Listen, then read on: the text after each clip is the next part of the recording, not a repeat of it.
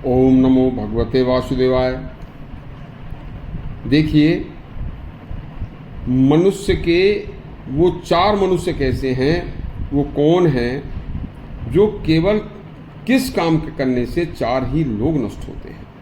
बहुत ही शानदार एक मार्मिक कहानी है, ध्यान से सुनना। श्रोताओं,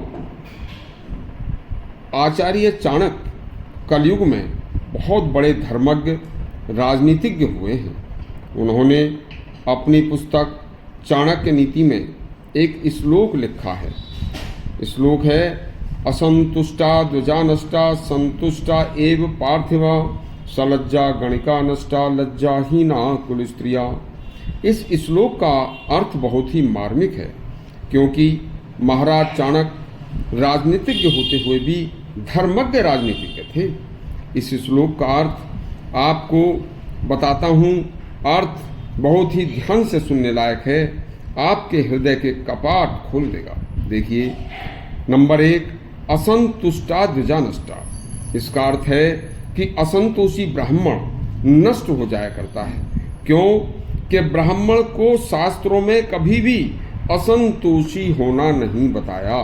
ब्राह्मण को हमेशा संतोषी होना चाहिए। जो मिल जाए, जो प्रभु दे रहे हैं, उसी में संतोष रखना चाहिए। जो ब्राह्मण असंतोषी नहीं होते तथा विद्या अध्ययन पठन पाठन तथा स्वेच्छा से मिले हुए दान और उस दान में से भी स्वयं दान करते हैं तथा स्वयं विद्या अध्ययन करके दूसरों को विद्या का दान देते हैं, पढ़ाते हैं, वे हमेशा संसार में पूजे जाते हैं, वो पूजनीय होते हैं। नंबर 2, संतुष्टा एव पार्थिवा।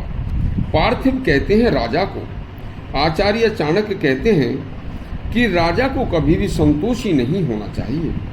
उसे हमेशा अपनी सैन्य शक्ति तथा धन के भंडार को कभी भी खाली नहीं होने देना चाहिए। ना जाने कब कोई दुश्मन आक्रमण कर दे।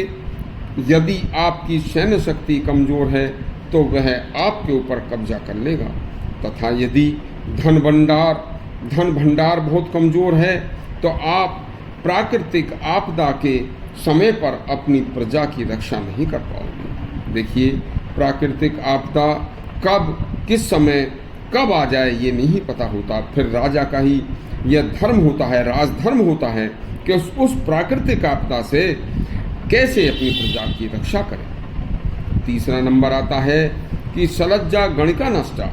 इसका अर्थ है कि जो वैश्या होती है, यदि वह लज्जावान है तो उस लज्जावान वैश्या के पास कोई ग्राहक नहीं आएगा। इसलिए वैश्या का और लज्जा का क्या संबंध, यह विपरीत है। देखिए, एक बहुत ही चौथे नंबर पर यदि एक बड़ा महत्वपूर्ण शब्द है इस श्लोक का, जो कि समस्त दुनिया के अमीर परिवारों के लिए, विशेष रूप से भारतवर्ष आर्य देश की स्त्रियों के लिए और परिवारों के लिए, देखिए बहुत ज़्यादा महत्वपूर्ण है। आज की नई पीढ़ी इससे अत्यधिक प्रभावित हो रही है। आचार्य ने इस श्लोक में कहा है कि लज्जाहीना कुल स्त्रियाँ, जो अच्छे कुलीन तथा धनाढ्य तथा एक अच्छे कहे जाने वाले घरों की स्त्रियां तथा लड़कियां होती हैं, उन्हें ही आजकल कुलीन कहा जाता है। यदि वह कुलीन अच्छे कुल वाले घरों की लड़कियां निर्लज्ज होकर, लाज त्याग कर, शरीर के अंगों को ढकने के बजाय अधनंगी होकर शरीर का दिखावा करने लगे, क्योंकि स्त्री की लज्जा शरीर ढककर रहने में ही है। यदि वह ऐसा न करे तो आचार्य के अनुसार वह कुलीन स्त्रियां नष्ट हो जाया करती हैं, क्योंकि स्त्री का आभूषण तन ढककर शालीनता में रहने का है। यह चारों इस श्लोक के शब्द बहुत ही काम के हैं।